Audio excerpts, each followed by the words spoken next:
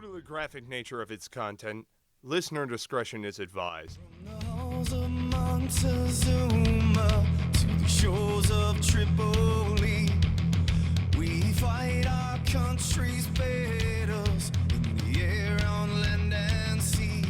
First to fight for... On this episode of Cigars and Sea Stories, Mike and Juslin sit down with CEO, it's not president and CEO, right? It's CEO of Sandboxx, Mr. Sam Meek, who is a fellow Marine. And I gotta say, man, it is awesome having you on the show, brother. Hey, it's great to be on here with you guys. I love what you guys are doing, and I'm looking forward to kicking back with y'all. Nice, right on. Well, very cool. So you're the... I want to make sure I got the titles correct here, because it does matter. There's a difference between a president and a CEO. Are you the CEO of Sandboxx? I am the CEO. It's a great, fun, exciting, scary job. Scary. Putting yourself out there every day. Right. Yeah, man. So, all right. So you're doing Sandboxx. Sandboxx, by the way, for people who are Googling this right now, it's Sandboxx with two X's, right? Sandboxx. Go ahead, check that out. Oh, while I'm sitting down, I got to have a sip of Counter-Strike coffee. I hate to shamelessly plug, but this shit's so good. You know, I got to order some. I've heard you've been talking about it. I see it across your media. It looks like it's best coffee in the world. Dude, believe it or not, it really is. It's very competitive with Starbucks pricing-wise, and you get 10% off with Cigars and Sea. So go ahead, throw in coupon code Cigars and Sea, get hooked up. There it is. Yeah, man. Oh, it'll set you back. Don't get me wrong. It's gourmet coffee. It'll set you back probably $12.95 by the time you throw in the coupon code. It's totally worth it. Oh, yeah. One cup and you're good. Oh, dude. It really is good. I'm a big fan of napalm. But anyhow, getting back to it. Sam, you're a fellow Marine. Who are you with, man? When'd you serve? All that? Yeah, sure. I joined in 2002, and I was my first unit was 2nd FSSG. I'm an NBC guy by trade, so I was doing the gas chamber deal and making sure your mop suits were counted and numbered, and did a tour with CLR 25 over to Takatam, doing a bunch of the COC stuff. And came back with those guys, and then went over to Okinawa, Japan. I joined 3rd Recon, and then I deployed to Fallujah with them. And then got out and did the whole Civ thing. Cool. Right on. So how long were you in total? Total was 4 years and 8 months. Nice. But who's counting? Everybody's looked at the DD-214. Did you extend for that extra 8 months? I did. You know, it was they gave, I was I wouldn't say selected, but asked to go over to 3rd and do another tour, and so I kind of thought that it was just a neat opportunity to really extend my experience and take another see another side of the Marine Corps, and a side that I think most Marines kind of respect and enjoy. So it was a great experience. I mean, being over in Oki with the Recon Bubbas and, really being part of a culture that was so much more laid back than the rest of the Marine Corps was fantastic. Yeah. I mean, literally, my master sergeant, I remember when I checked in, I was, appropriately greeted, Master Sergeant Cross, my name's, Corporal Meek, and he says, "Bitch, you better call me Big Daddy from now on." Hell yeah. So there's an introduction. Hell yes. Yep. Yeah. He's the best.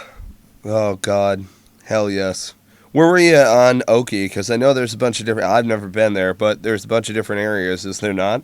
Yeah, there is. There's a ton of bases up there. So I was on Camp Schwab, which is on the northern side of Oki. It's just, there's just a few small, marine elements there. But it was a great spot on the island because it was away from everything.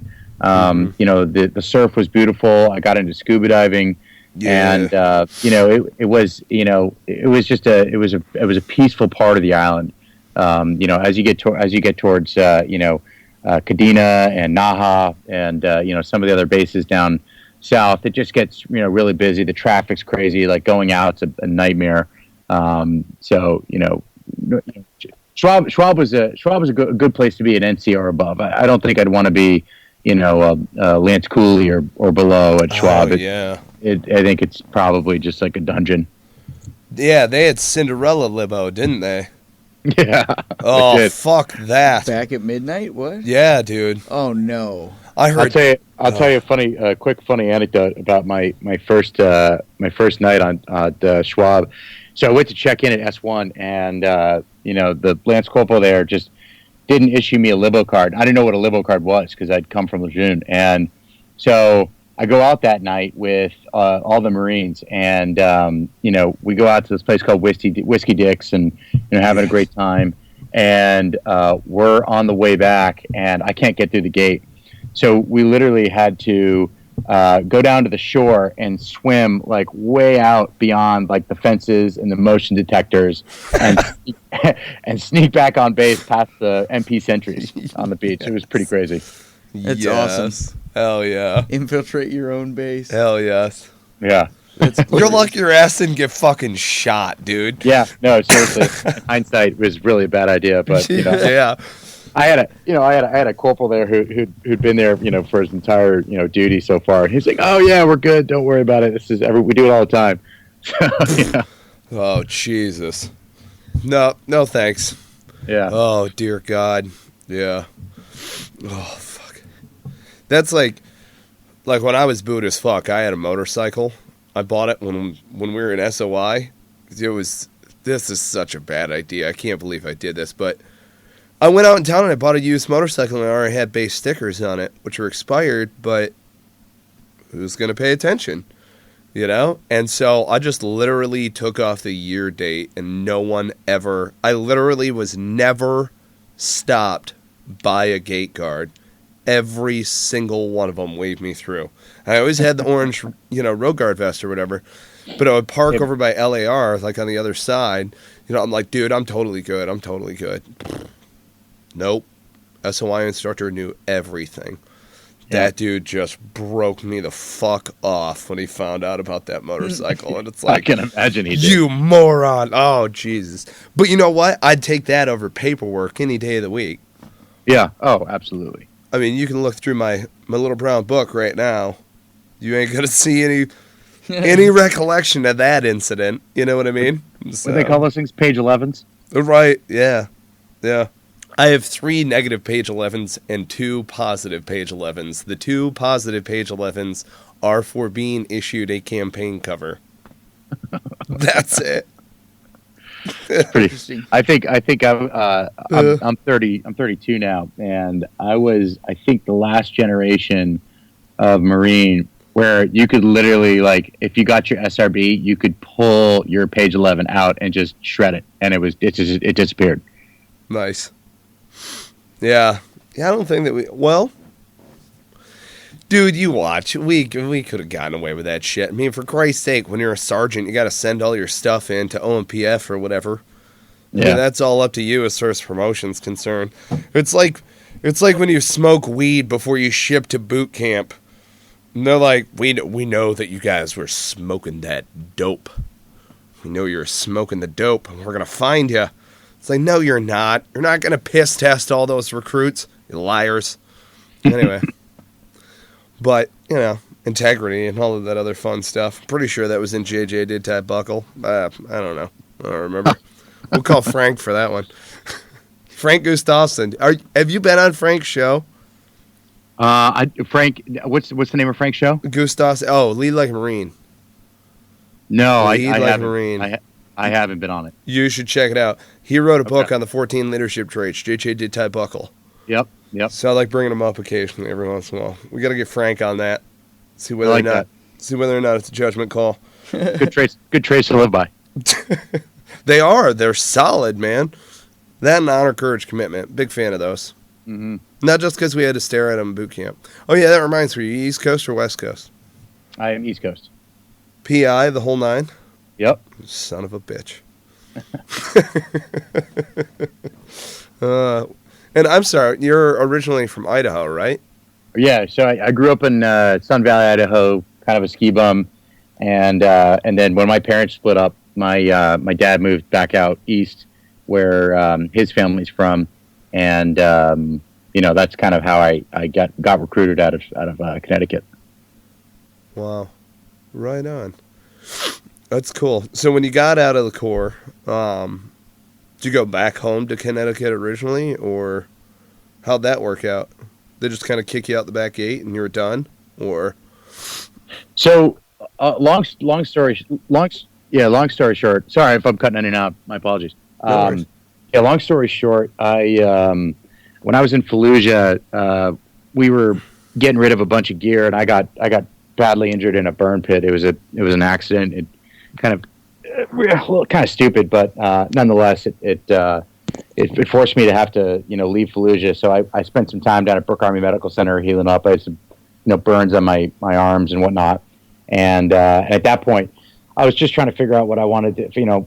I thought I probably wanted to stay in forever, but it was a moment when I started thinking about what would it be like to go to school or get a job or whatever the case may be, and so I decided to get out. And I thought to myself, if the grass isn't greener, I can always just jump back in. So I got out of the Marine Corps in June of 2007, and I went back home, and I probably did what 99% of transitioning vets do. You go back home and you relax, you have fun, and try and figure out what's going on, reconnect with a bunch of people, and I started interviewing, and I found it. As soon as I started interviewing, I found that there was two really interesting things. One is that my spelling and grammar was so far below a third grade level that I was really.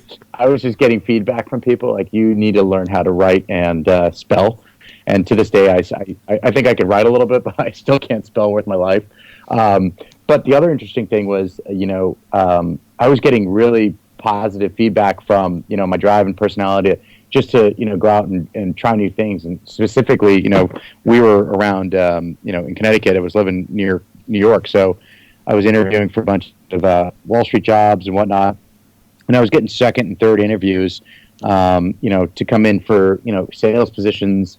And, I found it really fascinating that, I was beating out kids that didn't have that had college degrees and, could actually articulate a cover letter for a resume. Right. And it was this really interesting dichotomy where I realized that, the experience that we garnish, in the military, brings so much more to the forefront of what you can actually bring as a development organizational tool to a company, than sitting in a class for 4 years.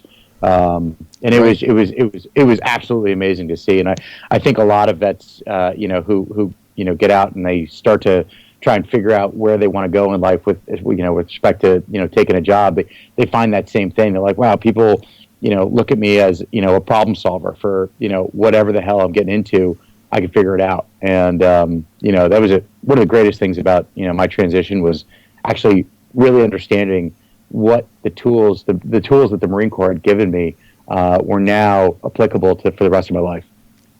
And so how did that transition from using those tools to Sandboxx? So I got really lucky. I met a gentleman by the name of Walter Riquet. He's actually one of our investors in Sandboxx, and when he was a big guy on Wall Street, did pretty well for himself. He opened up a family office, and I met him through a friend. I literally was caddying at this golf course that he was a member of, and the caddy master said, "Hey, you got to go meet Walter.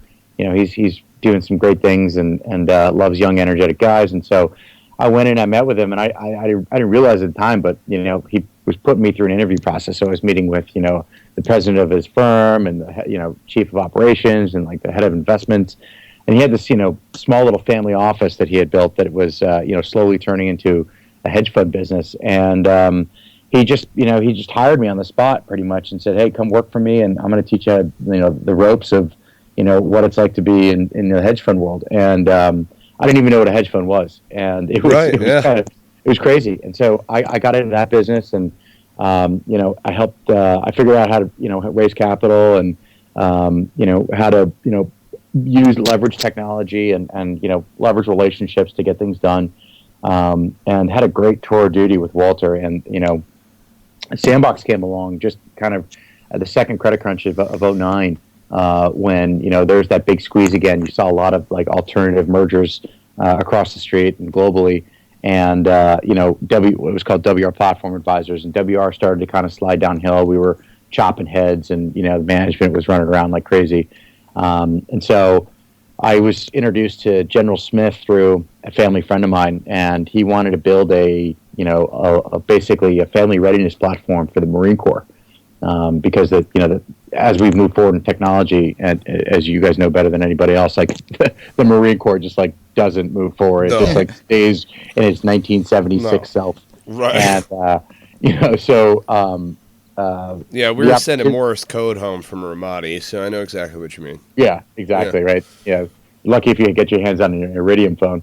Right. So essentially, this kind of idea hit my plate, and I was in the middle of interviewing for some other firms on Wall Street and whatnot, and like very serendipitously, I missed a phone call from this really awesome woman who wanted to hire me to work for her hedge fund, and because she was going to make me an offer, and I probably would have taken it, but I missed the call, and at the time, General Smith asked me to be CEO of Sandboxx, and basically build it from the ground up. And so I said, I'm late 20s, and this is a pretty cool idea, and I'll tell you what, I miss the Marine Corps, more than you guys can imagine. I miss it every day, and for me to have the ability to continue serving in a sense was really something I needed. And so 3 years ago, we basically said, okay, let's figure this out. Let's figure out what we got to do. And we basically launched and said,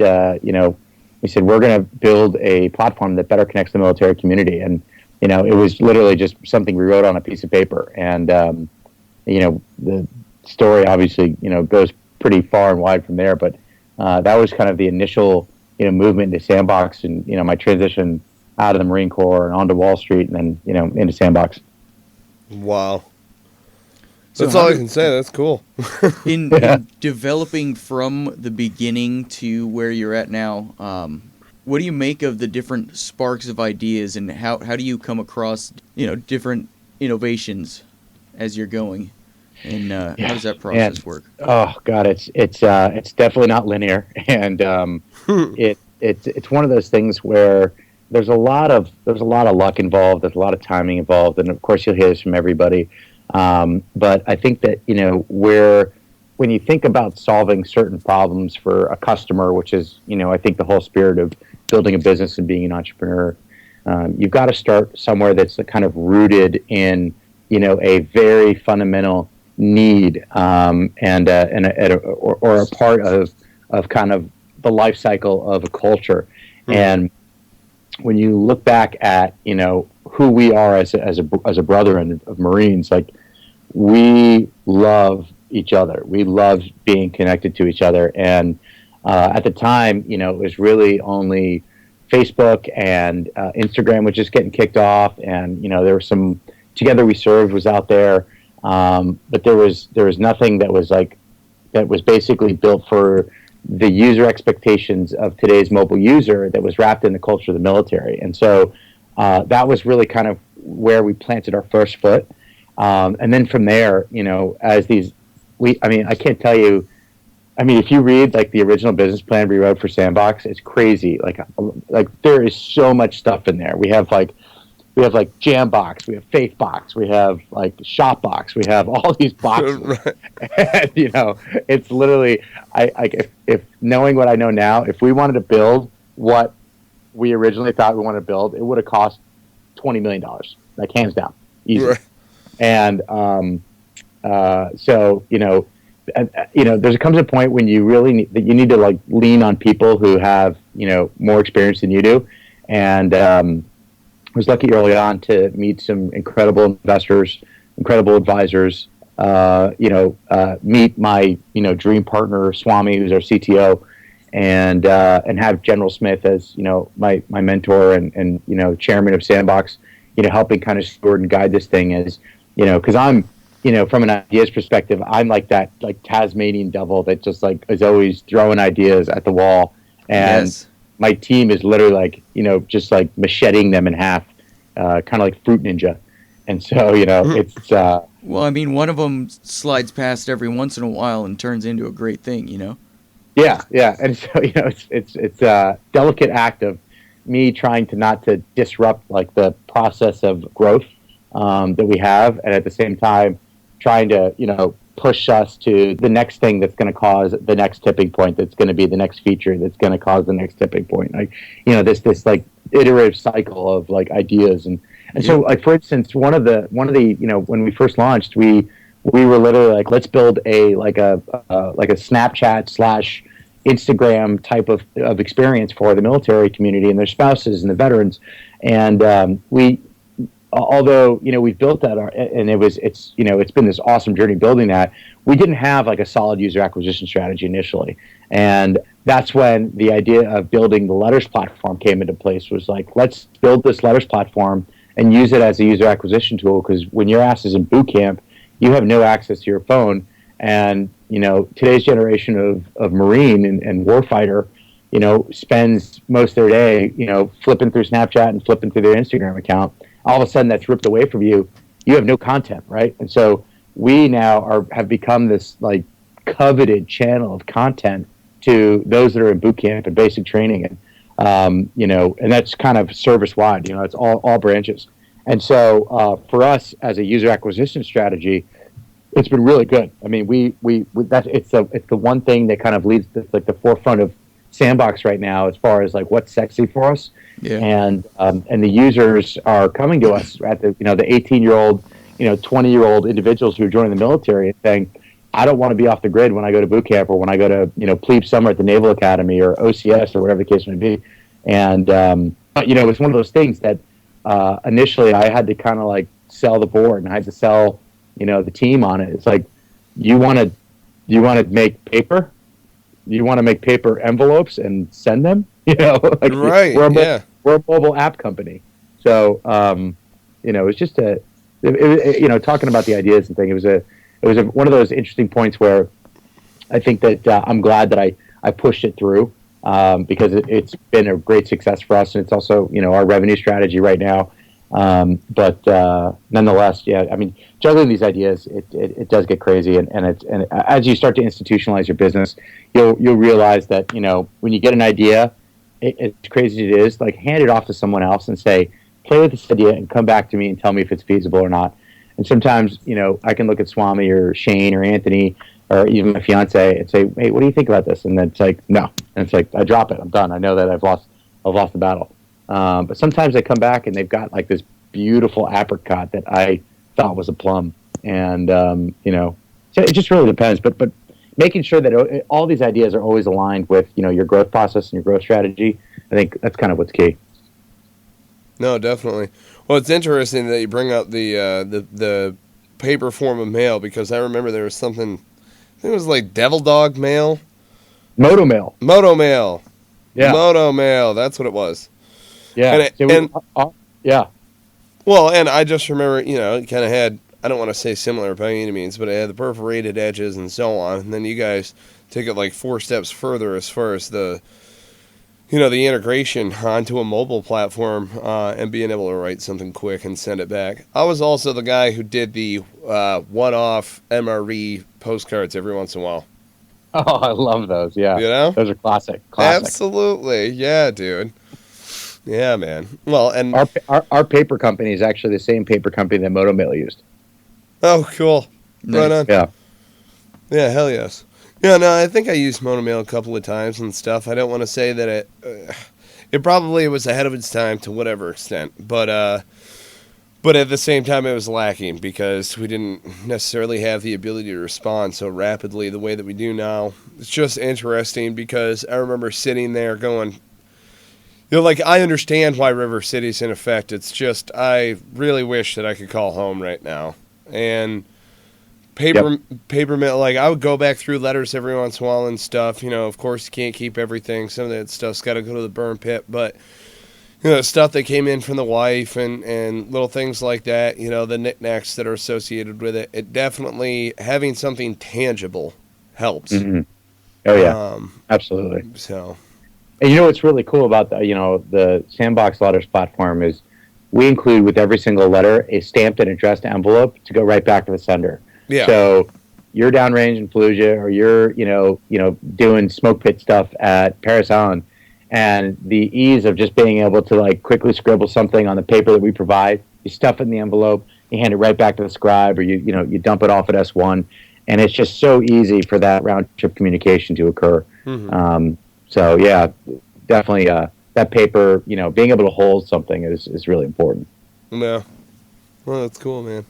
Yeah, one of the other things that I wanted to commend you on as well, because I'm a user of the app, was how simple it is to navigate and find your unit. And yeah, thank you. For a lot of guys, that's tricky, man. To be honest with you, going from, wait a minute, how in a tree do I honestly find my old unit? In order to stay connected and stuff, because there are a couple of my buddies who are staff sergeants now, or platoon sergeants in general, who are back out in the fleet, or went to an MTT, or went to a rifle range or whatever, and are now going back down range, which is very strange, by the way, that our generation is staff sergeant, gunnery sergeant, era. And they're heading down range on multiple different deployments and stuff, and you're no longer with your bros. It's weird. Yeah. So like one of my best friends in the world, he's now running the CBRN for the Pentagon. He's on the Force Protection Agency. He's got one of those sweet Pentagon like badges that can literally get him anywhere he wants to in the world. And I mean, it's so funny to think about, because we were 18-year-old, baby Marines together, with our little, PFC chevrons, and here he is. He actually, this is crazy. He invited me to his promotion ceremony, and as he's getting promoted, the slickest bastard, he doesn't tell me. He invites the warrant officer who's pinning him. He says, "Do you want anybody to come up?" And he asked me to come up, and I'm like the fat civilian, like filming it. I'm like, oh my God. I like put the camera down, and I go up there and I ping Gunny on him. It was such a surreal experience. Oh, that's so cool. That's awesome, man. Get at the Iwo Jima Memorial. It was epic. Yes. Fuck yes. Oh, that's fantastic. Big hurrah. Hell yes. Big semper. He had. Got to make mention also, it's at the Iwo Memorial. Yep. It's in the Marines Memorial. Okay, so we're going to be over here. We're going to be different. We're going to be over here, blah, blah, blah. It's dude, that's my favorite spot, literally, in that D.C. area. Because, of course, it's in Arlington, right? It's not, it's in Arlington. But looking out across there, you can see down across the reflecting pool out to, right? It's the reflecting pool, because you're behind Lincoln. You can see across the reflecting pool. Down across Washington Memorial, or Washington Monument, excuse me. Yeah, man, it's a gorgeous area. That's awesome. It's picturesque. So your boys over there at Indian Head, huh? Yeah. Poor son of a bitch. Those National Capital Region Marines, they look really cool when they're on TV, and then they got to go out to Camp Upshur. Go ahead and wince, boys. I'll be there for Requal Rifle. Have fun. Woo! Yep. Oh, man. Have you been up there? Where? Indian Head? Oh, yeah. Yeah, man. I was stationed in Quantico for 2.5 years. Okay. So I kind of like bounced around all the National Capital Region, in between David down to Burf, up to, like Bethesda and across and stuff. Yeah, it's a really cool area. I don't want... And when I met my wife, she was working and living in Georgetown. So she went to BC, all that fun stuff, was a nurse at Georgetown University transplant. And, springtime in D.C., with the beautiful nurses of Georgetown. God bless America and no one else. You know what I'm saying? It's just such an epic time to be alive during the springtime in D.C. The cherry blossoms are going. It's when I fell in love with my current wife and all of this other stuff. I mean, it holds a near and dear place in my heart, and I would never fucking live there in a billion years, because the traffic and the people are fucking nuts. The traffic is outrageous. Outrageous. And by people, I mean politicians. I want you to know that. Not the folks living around there. Nah, they're good folks. I've been to a couple like little receptions for certain people around here. And it's funny because you get into these conversations with people, and literally, people are not even listening to you. They don't even like they just say what they want to say. They don't even respond to what you just said. And it's like, is there where is your train going? You know, and 100 miles an hour, the opposite direction, man. You know, wow, wow. Okay. Whew. Yeah. And you know, some of these government contractors that are, you know, like the terminal staff sergeant that's now running, you know, XYZ, you know, procurement process for, you know, some ancient, you know, product company for the government. I mean, it's just, you know, it just kills me. When you think, it's so funny. You think about like the government created the internet, right? The government used to be like at the forefront of technology. Now they are literally at the ass end of it, and it's all these like people that just, you know, got out of the military, you know, and have joined these, you know, big behemoth contracting firms, and they just get crushed under their own weight, and there's no efficiency. It's wild. It really is. It really is. Oh man, it's crazy, dude. You know, and I saw that a lot when my first company was a tactical company, and going out to SHOT Show and talking with some of the different procurement officers out there and stuff. It was just kind of like, oh man, I can't believe how this conversation's going. You know, not necessarily because they're bad people. It's just the miles of red tape that you got to deal with. You know, and meanwhile they're going to spend $1.5 million on toilet paper. Like, what? Wait a minute. Who wrote this goddamn budget? What is going on around here? Yeah. Yeah, right. But I'll tell you what, though, being an enlisted Marine in Quantico and going up, you know, it's not like I got to do high-speed, low-drag shit all the time by any means, but it was cool being invited to, invited? What the fuck am I saying? It was cool mandatorily having to do VIP shoots where... Yeah. You know, the congressmen and the senators want to have you bring their think tank and their interns, down to Quantico for the day and want to see how real Marines actually shoot and train and stuff like that. And so, yeah, so it's a good goddamn time. I'm telling you right now, especially when a few of the lady interns might be rocking velour pants on a beautiful Monday morning. My God, Dave knows what I'm talking about. We gotta have kids around here. I love that son of a bitch. But yeah, it's a unique place because you look at it, you know, as this gleaming, shining city on the hill and stuff, and then when you're in it and around it and stuff like that, I love it. I still think it's just a really cool area, but you don't realize that it's only 15 square miles. It's a tiny ass city.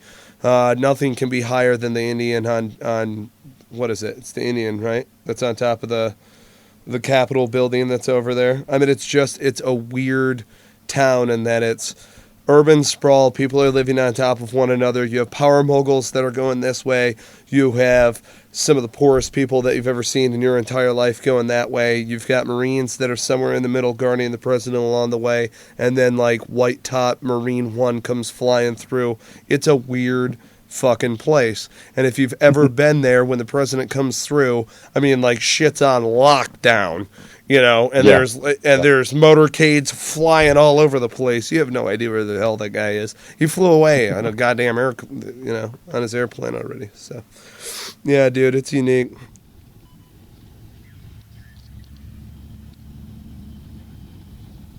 Cigars and Sea Stories is proud to support and sling Counter-Strike Coffee. Counter-Strike Coffee, I want you to know, is meant to be drink black. Now, I myself love coffee. I'm a big coffee drinker. I went away from black coffee for a little while. Needed the cream and sugar when I was rocking it with the generic blend. Counter-Strike Coffee brought me back into the fold in a huge, huge way. They do a great dark roast. I'm a big fan of napalm. That's my fave.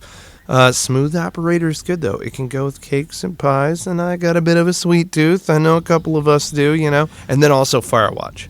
I mean, Firewatch, that's going to be the kick in the ass that you need in order to get your day going the right way. You know what I'm saying?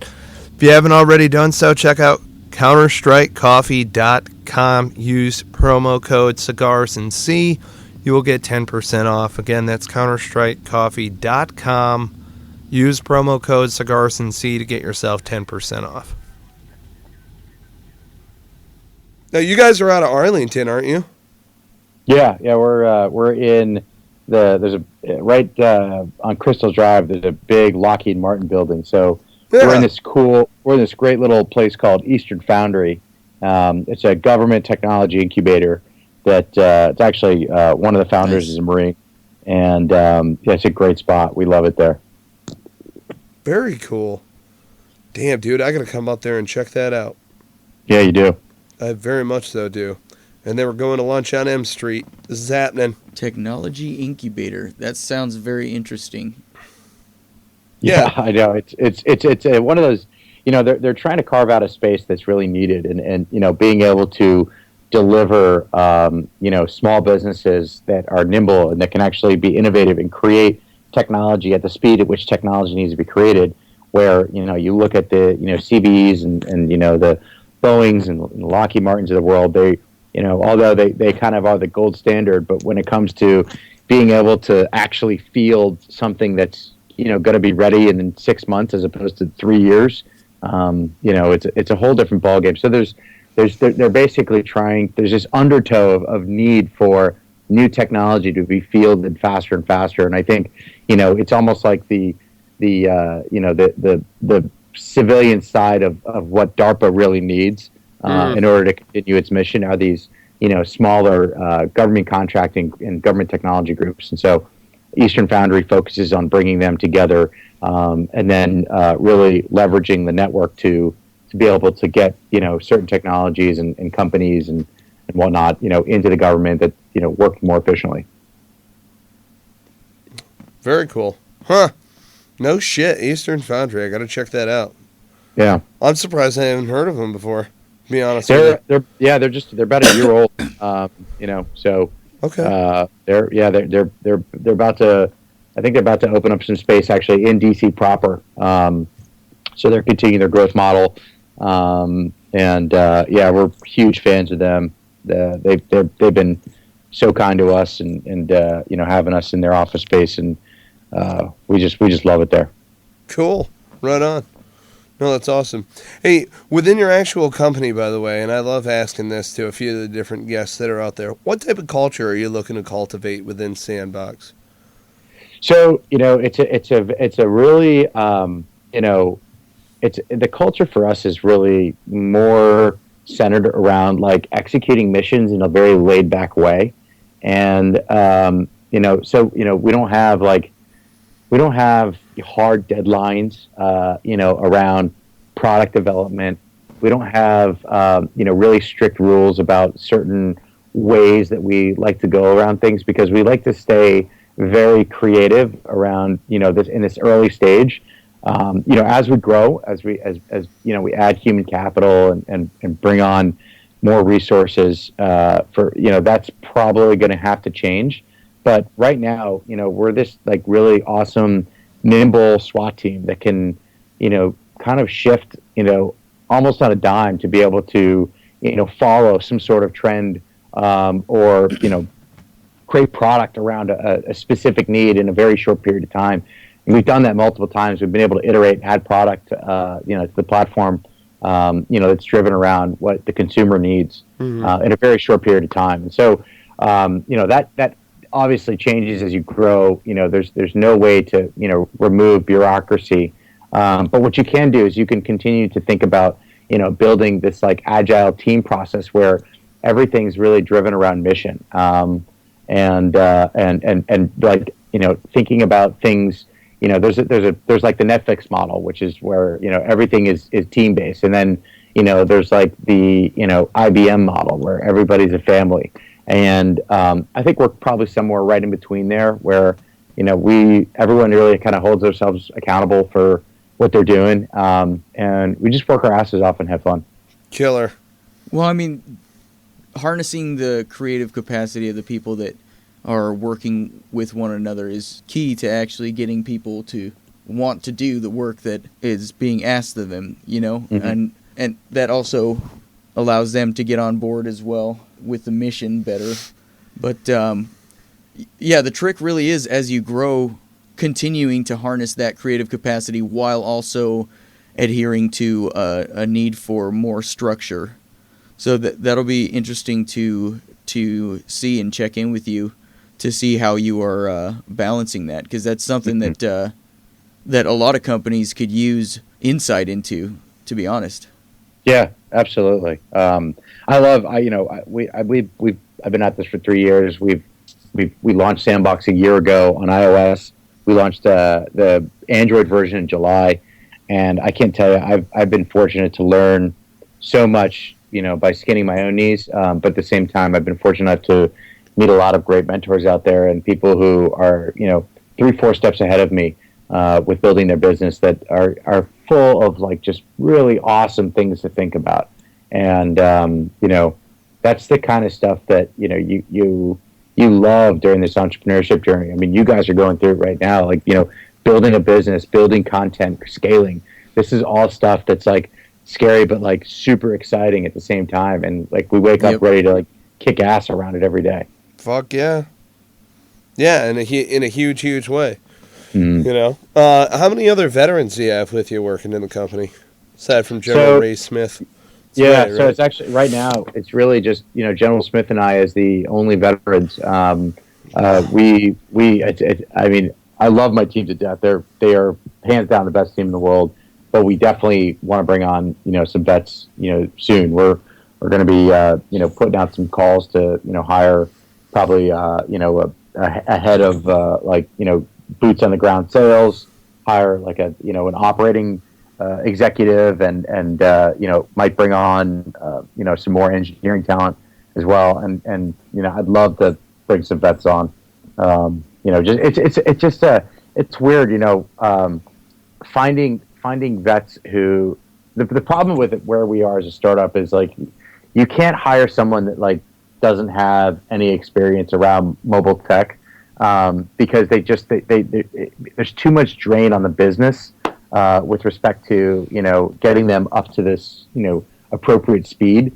So finding a vet who actually understands like building a tech business is kind of rare, and Sure. They got a lot of those folks get soaked into the bigger companies that can pay really pay 3-4 times the amount they were making in the Marine Corps, and it's tough to find them. But we'll probably hopefully we'll bring on a vet in the next like 2-3 months, as part of our marketing and sales initiative to just kind of grow Sandboxx, get the word out there. Sure. I just want to get a road warrior that can push Sandboxx, push the brand, and help with user acquisition. Yeah. Fuck, man, I know a bunch of different folks who would be prime candidates for that right there. Love to talk to them. You're talking to the biz dev side of the house. Yeah. When you were busy crunching numbers and stuff, I was busy trying to build relationships and communication and blah, blah, blah. That's good, man. Yeah. It's all about the relationships. It really is. Well, a lot of people look at it and they go, wait a minute, relationships? You mean favors? I'm like, no. A healthy relationship is never built on favors. Okay? Mm-hmm. Like, the fuck is wrong with you? Where are you raised, for Christ's sake? No, a relationship. People are like, people ask me, I've honestly been asked, how do you determine whether or not you're ready to do business with people? My litmus test is, would I invite you over to my house to sit down at my dinner table with my wife and children and want to hold a conversation with you in front of them? Amen. And if I don't want to... Would you have me over for dinner? Absolutely. Kidding me? Oh, yes. Real question is, would you have me over for dinner? Of course I would. Well, I appreciate that. Yeah, man, it's great. That's what's so unique about our job, to be honest with you, especially on this side of the microphone and stuff, is we get to talk to so many kick-ass, down-to-earth people who you're like, if you're in the room right now, we would have clanked the glasses together countless times already. You know what I mean? That's what's so cool about it, being able to smoke and joke with guys. When you say, hey, it's a smoke pit conversation, anybody and everybody understands what that means. Mm-hmm. So, civilians are like, you mean the water cooler? No. This is not the water This is like cooler. the water cooler on steroids. PG-13. Right. So speaking of PG-13 stories, oh snap! What do you got for us as far as tantalizing tidbits from your former life? Oh boy. Tantalizing. The tidbit. horrifying, the scary, the funny, the painful, dry humping. You know. Yeah, one moment that just popped into my mind. I think one of the few moments that I thought I was going to get NJP'd. We were I was at Lejeune, excuse me, Lejeune. and Lejeune, and we were doing a gas chamber for I think like 2nd Supply Battalion or 2nd TSB or whatever something. You bastard. Yeah, a couple thousand Marines or something, and I was running the gas chamber, and I just decided to smoke it out, and I literally loaded you're supposed to prime the chamber with 2-3 capsules, and then for every 50-60 people come in, you add a couple extra capsules and whatnot, and I literally smoked this thing with 50 capsules. It was like you were driving across the Delaware Bridge and you couldn't see the car in front of you. You couldn't see your hand in front of you. That's and fucking awesome. It was so bad that the CS was literally choking up the canisters. I mean, you could have had a perfect seal on your gas mask and you'd still be choking. And so the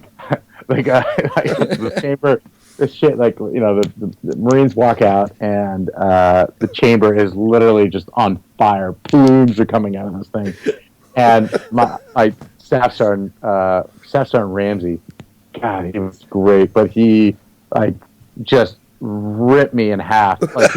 He didn't even want to put his mask on. He was 4 football yards from the chamber. You couldn't come near it. You literally couldn't come near the chamber. He had told poor fucking bastard. He had told the 2 PFCs that were driving the Humvee ambulance to literally put their masks on because he thought that they were gonna have to drive in and evac a couple people from the chamber that were choked. And so anyway, he literally just starts screaming at me in front of the battalion of Marines, and it was just it was literally the ass of my life, and he's just reading me the riot act, and it was first time I ever thought I was I really fucked up. I made the biggest mistake. That was so stupid to do. Right. And oh, God. and I Right in the middle. Oh. Hey lads, There he is. This is our fault, I think. I don't know how. So these poor bastards are pouring out of the gas chamber. This dude's chewing your ass. Okay. What? Yeah. I gotta ask though, these poor sons of bitches, are they puking their guts out as they're coughing? I mean, I've been through the gas chamber a few goddamn times. Let me tell you what, you empty the contents of your lungs through your nose. So I mean, literally, they were full puke. I mean, eyes swollen shut. I mean, it looked like they had just gone through, OC spray with the MP training. Right. The pepper spray training. That fucking sucks, too. I've done that one, too. You look over across the field, there's, people just, dumping gallons of milk across their face, hoping it'll ease the pain. Never gonna happen. It was, that was crazy. And shit. There's a boot out there with his pockets turned out, crying. And I need my well, sergeant! Ah! That's Oh my awesome. God. Oh, fuck. The only thing that could make that better is if you were doing it for TBS lieutenants. Ooh. Yeah. Dude, the only reason why I bring that up is that was the last time I saw somebody come pouring out of a gas chamber. I was out PTing, Monday, Wednesday, whatever. And I look over and it's the cinder block stereotypical gas chamber that you got, with a plywood door or whatever. And there's LTs just pouring out of the back hatch of the thing, just puking and shitting and all sorts of stuff. You're like, oh my God, we do this to ourselves. That's a qualification, Oh, ugh. And then you're in MOP 4. What's the greatest thing when you're in MOP 4? Now, I'm not a MOP 4 commando the way that the guys on the march up were, but the only relief when you're in full MOP 4 is when you take your hands from waist level and put them above your head and all the sweat runs out of your gloves back down, like into your armpits. You're like, that's kind of nice. that's kind of okay. Yeah. Oh, we'll my let this God. fly. Oh God.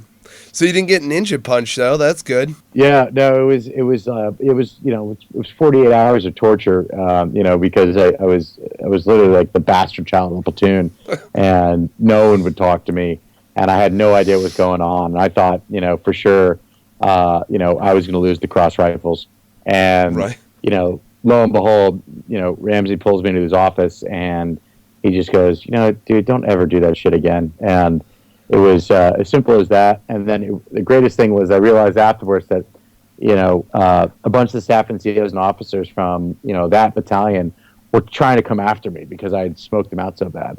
And Ramsey was protecting me. He was like, you know what? It was just a hot day, and, we had been running chambers all day. It was just, chambers a little extra hot. Is that too bad for you, Marines? And he, so he ran cover for me, but I mean, I totally thought I was getting the ninja punch. Hell yes. That's awesome. It's good to see when a leader actually goes like umbrellas for his Marines every once in a while. I mean, not to say that all is excusable, but every once in a while an overzealous Lance Cooley with some pellets. I just love unexcusable, I love that the staff and O were the ones who got blown out. It's not like some fucking PFC or something like Skeeter Wings puking in the bush. Like, no, man. Like, oh shit, that guy was a field grade officer. Like, oh damn. Yeah, exactly. Like, that was a major, man. We probably should got back this shit off, man. I can't tell you how many majors came to me before gas chambers and would literally try and bribe me. They would be like, they would literally try and they would bribe me with I had this one major come to me, and he was with Motor T, and he was like, listen, Meek, here's the deal. We all need favors in this world. I need one right now. You're going to need one later on in life. Put my name down. And I was like, sir, I said, you know what? I just can't do it. I mean, I'd get in trouble. You'd get in trouble. And he's like, you know what? You're a good Marine. And he walked off. But right. Yeah. Right. This was a test. Yeah. Okay, I'm going over here. I was just going over your integrity. Right. Tension on deck. Well played. Oh, shit. Now keep it that way. Oh, God. Yep. I love the Marine Corps. As do I. Oh, fuck, man. Yeah. The Marine Corps is one of those... I mean, it's a great organization, don't get me wrong, but one of the things that I myself struggle with in transitioning out and talking to a few other Marines, I think you and I have had this conversation, Juslin, where it's like, and Sam Meek, I'm sure that you could probably attest to this. The Marine Corps is going to get the product that the Marine Corps wants. And if you're going to stay in the Marine Corps, you should probably drink the Kool-Aid. Because there's not a whole lot of systemic change that's going to wind up happening in that organization. It's been around for 240 years. God willing, it'll be around for another millennium. And if you want to be in the Marine Corps, you're going to do it the Marine Corps' way. And if you're a loudmouth sergeant who's not really up for giving a fuck anymore, leaving the Marine Corps and still maintaining bearing discipline. It's like, hey, I'm a grunt, but I learned how to talk, dude. If you have common sense and a sense of urgency, which is what got you to the rank of sergeant, then you're probably going to be okay. Yeah. And especially, I mean, just me, and then I'll hop off the soapbox, but if you're a sergeant, a patrol leader, that's it. I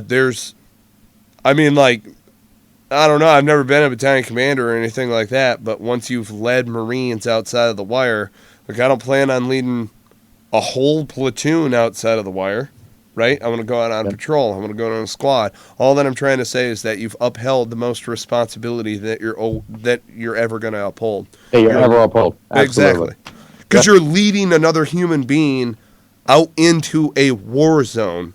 They are banking that, and no plan survives first contact, don't get me wrong, but they are banking that your 24, 25-year-old sergeant self, has enough capability to be able to go out there, write an order, deliver, so on and so forth. Go through BAMSIS, you know what I mean? Troop leading shit. Yep. And I will never do anything. I don't want to say it's risky, dangerous, blah, blah, blah. But I will never do anything more deadly to the extent of having to ask another human being, will you follow me into a minefield? After that, it's just kind of child's play. And if you maintain the same due diligence that we had when we were in the Corps, then it's going to be just fine. Well, that simplifies the entrepreneurial decision, in my opinion, because that's the analogy I always use. I was always willing to step through the threshold and potentially be shot. Why the fuck should I be scared to step out on my own and take the reins on my life, do an endeavor that's worth something to me, Mm-hmm. Yep. Yeah. No, it's it's eerily similar in some way. You taking that risk, in that entrepreneurial light. It's not the same thing by any means, but it's similar to walking out of the wire. I mean, hell yeah. I mean, anybody could go work for Procter and Gamble or Ernst and Young or IBM or whatever the case may be. But being able to say I'm going to screw myself financially for 4 years straight and just bank that this works out. It's tough because you look at the percentage of failures. It's drastic, and going into it, you're like, there's a good chance that I'm going to take a headshot. Right? Yeah. Yeah. Hell yeah. But Jesus. that's where we thrive, as Marines, especially when there's a lot at stake. Yeah, if we were just driving around selling cotton candy machines, which, maybe there's a guy who's super passionate about cotton candy right now and I'm shitting all over his dreams, but I don't think that I would be as passionate about what we're doing here. Dude, I met a guy 2 weeks ago who's selling vending machines, and he is so passionate about it, and he's crushing it. Hell yes. This group called, they're called Vagabond, and is it Vagabond? I think it's Vagabond. Anyway, they're selling like smart vending machine technology, and they're killing it. Awesome. Yeah. Awesome. Yes. Dude, there's always a niche. There's always a niche. There's always a niche. There's always a market. Well, you can do anything in vending machines these days. Yeah. Yeah, look to the Japanese. Jesus, dude. That culture will put anything in a vending machine, man. Damn. I'm going to have to Google that. I'm telling you right now. You'll find some shit, You man. this is really fucking gross, but you can get, I'm not exaggerating, you can get worn ladies' undergarments out of a vending machine in Japan. I am not. Sounds like an episode out of Orange is the New Black. Exactly. I'm not shitting you. There it is.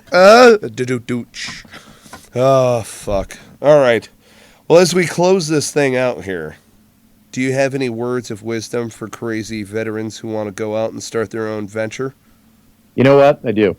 I got two things, and one of them has been working really well for me, and that's LinkedIn. I crush LinkedIn, and I love it. And I've been able to meet some really influential people that have been extraordinarily helpful to Sandboxx and to me as as an entrepreneur. So get on LinkedIn, push content out, share stuff, comment on stuff, connect to people that, are like-minded, and you'll find that you can derive an immense amount of value from it. The other thing that, this is much more recently, but our head of media, Shane McCarthy, sent me a link a couple weeks ago, and I've gotten into it, and it's by far one of the most educational pieces of content I've ever seen, and it's a class out of Stanford. It's called Blitz Scaling, and it's like 17 or 18 hour-long videos of this class that's being taught at Stanford about blitz scaling, and they talk about the organizational changes that happened from, the idea on a PowerPoint presentation to the company that's got 400 people in it and is about to do a Series D $125 million raise. And it's I'm on episode 4 or 5 right now, and it's really, it hits it on the head with the way that you got to think as an entrepreneur, and it's, I think the way that they break it out, it's very kind of like, the battle rhythm that we expect in like a classroom setting as Marines. Yeah. Drinking from a fire hose. Yeah. But it's really good, and it's fabulous content. So LinkedIn and blitz scaling. Awesome. Yeah. Seeing those resources, the resources are out there, people. The opportunities are out there. You can make your own dreams happen, as is evidenced by just about everybody on this show. Brother, thank you for coming on. I truly appreciate it. Great to be with you guys. Really was. Thank you. Yeah. Listeners, check out Sandboxx. That's with 2 X's. Sandboxx. Sandboxx. So that way you can stay in touch with loved ones who are overseas. You can get in touch via physical mail with those who are in boot camp, or just kind of like off the grid without a mobile device, what have you. They have the ability, pre-postage on the envelope, write a note back. It's awesome. You can immediately get it back over to your loved one. So it's a good piece of gear, as we say. It's a good piece of gear. Oh, yeah. So it's awesome that you guys are tackling it. Yeah. Well, and it's cool because you can see that they're very much so as a market, and you guys are stroking it well, and that's good, man. We're proud to see a fellow Marine going out there just fucking killing it, man. So yes, hell yes. And we'd love to have you back to share Cigars and Sea Stories anytime. Absolutely. Well, I'll look forward to coming down to Raleigh, and I'll see you guys on Monday. Cool. All right. Hit me up, man. All right, boys. All right. Have a good night. Listeners, subscribe, rate, review the podcast. Give us your thoughts. Your comments make the show. We thank you so much for listening. We absolutely love you folks. So go ahead and reach out to us. We want you to be a part of this conversation. Hey, if you're ever in the Fleet Marine Force, that includes RPs, chaplain, Navy corpsman, blah, blah, blah. If you're a Marine, I don't care what you do for a living now. I want to talk with you and share Cigars and Sea Stories, the same way that Sam Meek came on here sharing Cigars and Sea Stories with us. So subscribe, rate, review. Thank you so much for your time, Sam Meek, and for joining with us. And, Juslin, cue the music.